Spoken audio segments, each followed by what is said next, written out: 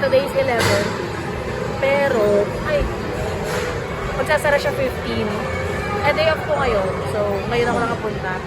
But yeah, this will be the last look na Gateway, ng Time Zone sa Gateway 1 Cinema. Meron pa masagap na. Charis.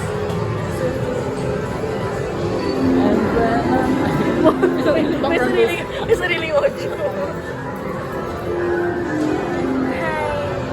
You'll be missed. Ito medyo bago, so hindi natin namin yan. Charot.